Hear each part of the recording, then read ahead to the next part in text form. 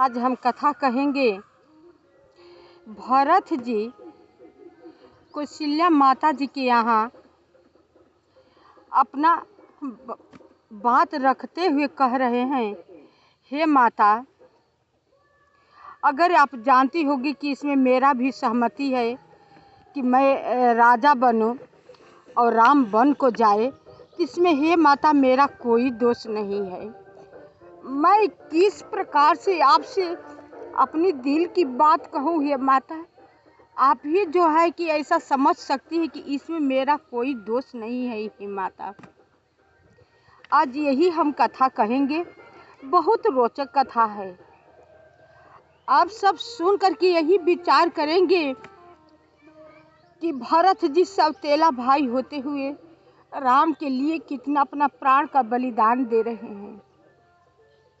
राम जी भी सौतेला भाई होते हुए सौतेला भाई का लोग कैसे इतना प्रेम, लोग का प्रगाढ़ प्रेम है कि अपने भाई में आजकल देखने को नहीं मिल रहा है।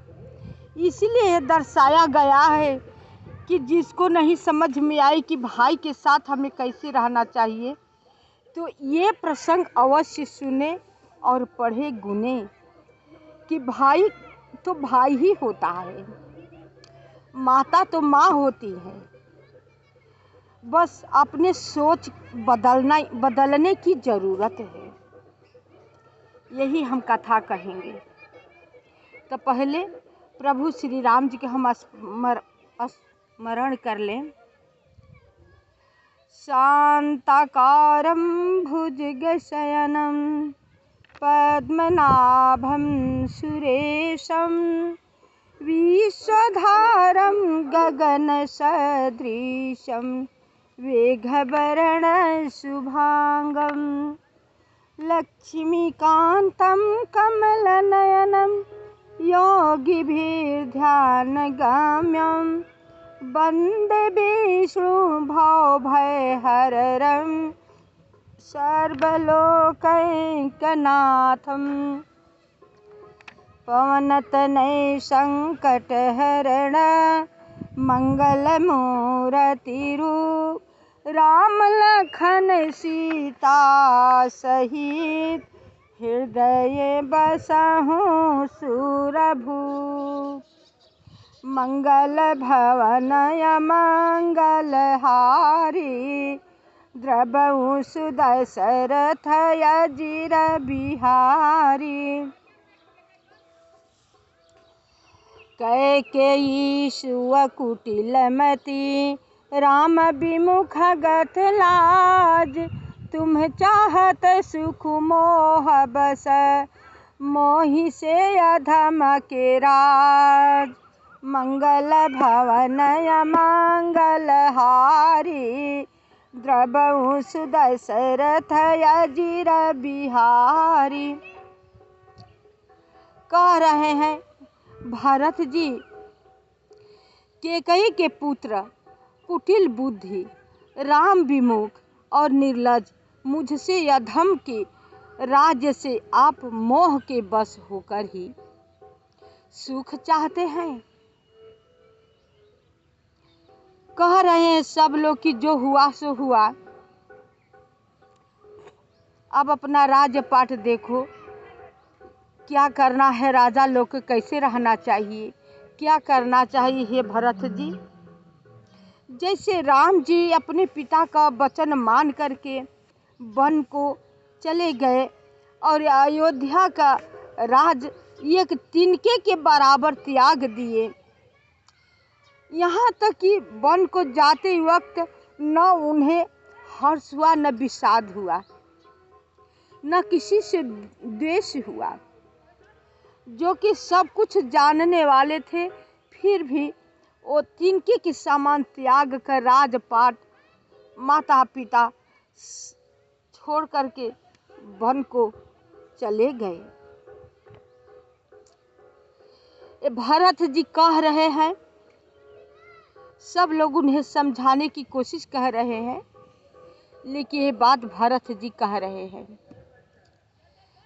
कहूँ साच सब सुनि पतियाहूँ, चाहिए धर्मशील नर नाहु।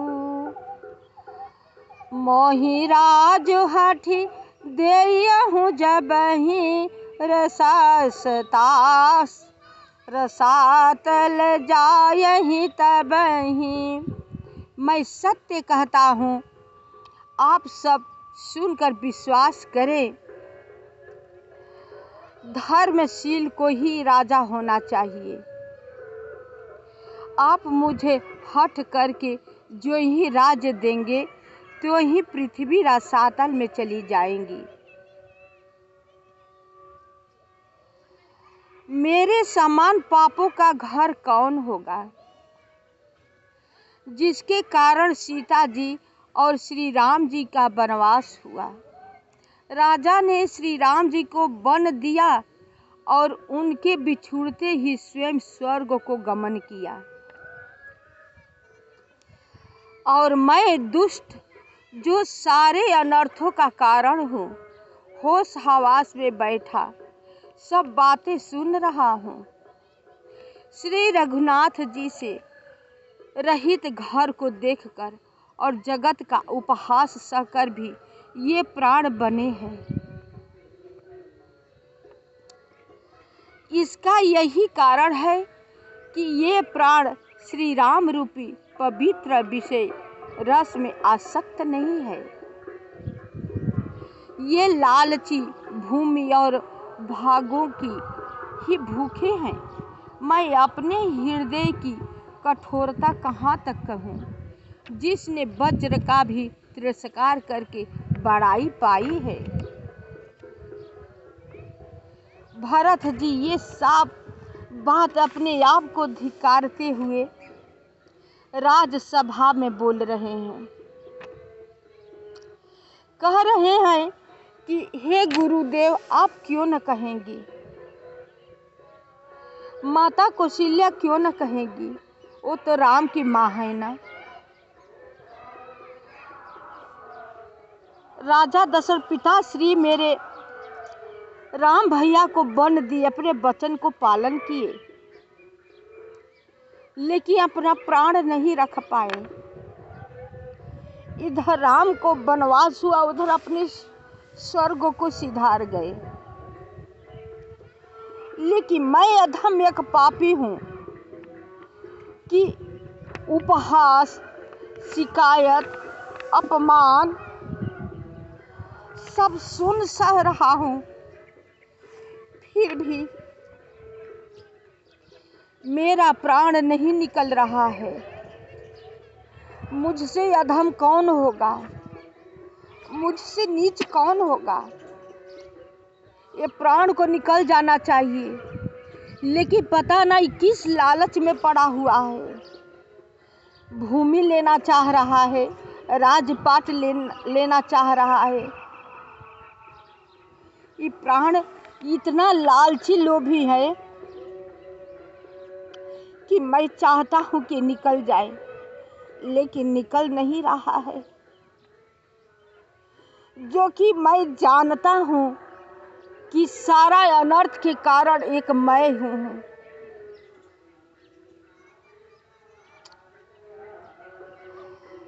कैकेयी से उत्पन्न देह में प्रेम करने वाले ये पामर प्राण भर पेट पूरी तरह से अभागे हैं। कैकेयी के पेट से उत्पन्न जो मैं हुआ हूँ ना, या भागे जितना चाहिए उतना भर पेट उत्पन्न हुआ है। लोग कहते हैं कि खूब भर पेट, अपना जो कहना है सो कह लो। वही भरत जी कह रहे हैं। जब प्रिय के वियोग में भी मुझे प्राण प्रिय लग रहे हैं, तब अभी आगे मैं और भी बहुत कुछ देखूं सुनूंगा। जब राम के बिछोह है ये देख करके ये प्राण नहीं निकल रहा है, अब मेरा कोई बस नहीं चल रहा है, तो लगता है कि अभी कुछ करवाएगा मेरा प्राण। लक्ष्मण श्री राम जी और सीता जी को तो वन दिया, स्वर्ग भेज कर पति का कल्याण किया, स्वयं विधवापन और अपयश लिया, प्रजा को शोक और संताप दिया और मुझे सुख, सुंदर, यश और उत्तम राज दिया। कैकेयी ने सभी का काम बना दिया। इससे अच्छा अब मेरे लिए और क्या होगा। उस पर भी आप लोग मुझे राज तिलक देने को कहते हैं। गुरुदेव जी से कह रहे हैं सभासद में भरत जी कि कैकेयी माता ने तो इतना मतलब कर दिया है। राम, सीता जी, भरत जी, लक्ष्मण जी सबको वन दिया। पिता श्री वियोग सह न पाए, स्वर्ग सिधार गए। अपने विधवापन खे रही, अपने विधवा बन गई। सब उसे अच्छा लग रहा है। अब मुझे राजपाट दे रही है।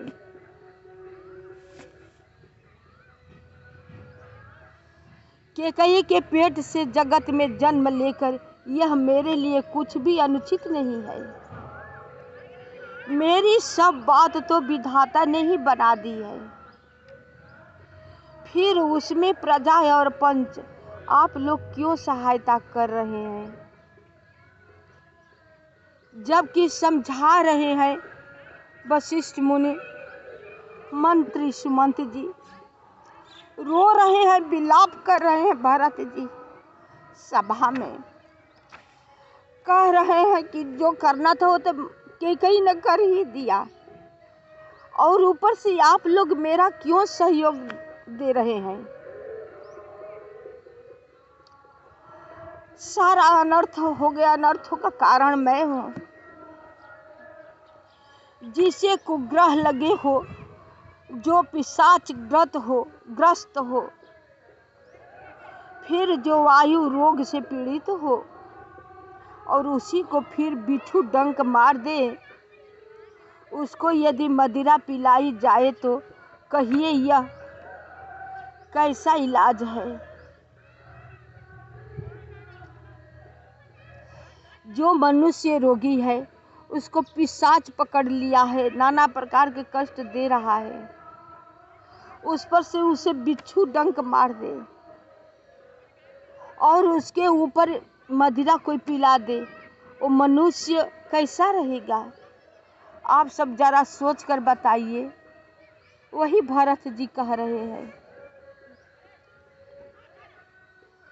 कैकेयी के लड़के के लिए संसार में जो कुछ योग्य था, चतुर विधाता ने मुझे वही दिया। पर दशरथ जी का पुत्र और राम का छोटा भाई होने की बड़ाई मुझे विधाता ने व्यर्थ ही दी। कैकेयी के पुत्र हुए ठीक हुआ, लेकिन राम का बड़ाई विधाता ने, राम का भाई हो करके उन्हें बड़ाई दी कि राम का ये छोटे भाई भरत जी हैं। ये अच्छा नहीं हुआ। राम का छोटा भाई होकर के ऐसा काम नहीं कर सकता। राम का छोटा भाई तो वो है लक्ष्मण, कि जो कि कुछ देखा तक नहीं, न अपने माता का, न पिता का, न राज्य का, कुछ नहीं देखा सोचा, और भैया का साथ वन को निकल गए। भाई तो वो है। सीता जी जगत जननी माँ है। पतिव्रत का पालन तो उन्होंने किया। कभी वो जिंदगी में दुख देखे ही नहीं कि कैसा दुख होता है। विदेह राज की पुत्री, महाराज राजा दशरथ की बहू, जो तीनों लोक के स्वामी है, राजा रामचंद्र जी, सब सुखों को त्याग वो स्त्री बन बन दर दर का ठोकर खा रही है, नंगे पैर चल रही है, धूप गर्मी संताप सब सह रही है, सब तिनके के बराबर त्याग कर राजपाट छोड़कर चली गई। और मैं ये अभागा केवल बातें कह करके जिंदा हूँ, न मर रहा हूँ न जी रहा हूँ। और ऊपर से आप सब मेरा सहयोग कर रहे हैं। अरे सहयोग ही करना है आप सबको तो चलिए, राम भैया जहाँ गए हैं वहाँ से हम लोग वापस ले आए और इसी सिंहासन पर उन्हें राज तिलक दे करके राज्याभिषेक करे। रही बात पिता का वचन को पालन करने को, तो वो मैं शत्रुघ्न और भरत दोनों वनवास कर लेंगे। ये कहिए, अगर चलना हो तो चलिए, राम भैया को मैं मनाने जाऊंगा, ले आऊंगा, उन्हीं को मैं राजा बनाऊंगा। इसमें आप सबको मैं हाथ जोड़कर प्रार्थना करता हूँ, सहयोग मेरा कीजिए। चलिए, हे गुरुदेव आप हैं, सब राज्याभिषेक का सामान ले लीजिए, सब तीर्थों का जल ले लीजिए। वहीं पर जहाँ पे भैया राम होंगे वहीं पर मैं राज तिलक कर दूंगा। यह बात भरत को सुन करके सभा में शोक में सब लोग हो गए। किसी को कुछ बात ही नहीं आ रही थी कि अब भरत को हम लोग क्या कहें, क्या कह करके समझाएं। जब भरत जी कहे कि चलो मैं भैया को सबको साथ लेकर चलूंगा मनाने के लिए, सब साधो साधो भरत जी को कह करके सभासद में सब खड़े हो गए। भरत जी को सराहने लगे, कहने लगे कि केकई के पेट से ऐसा पुत्र भरत, भाई हो तो भरत जैसा आज तक से हम लोग देखा ही नहीं। चलो चलते हैं वहीं पर, जो आप ये भरत जी कहेंगे वही उचित है।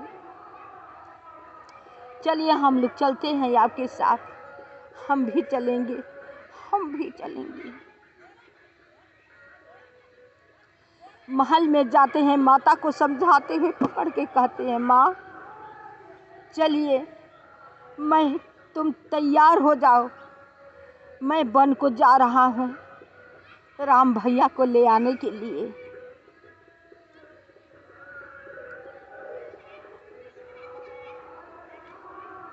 जब उर्मिला जाने को तैयार हुई, उर्मिला को भरत जी समझाते हुए कहे कि तुम क्यों जाओगी, तुम्हें वहाँ जाने की ज़रूरत ही नहीं है, मैं उन्हें अपने साथ घर ले आऊँगा, अयोध्या ले आऊँगा।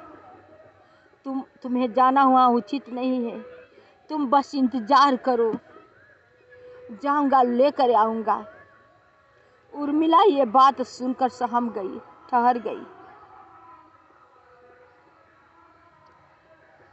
जब निकलते हैं अपने महल के तरफ से, कौशल्या जी के महल की तरफ से, तब अपने महल में रानी केकई खड़ी होती हैं, कहती हैं भरत सुनकर अनसुना कर देते हैं।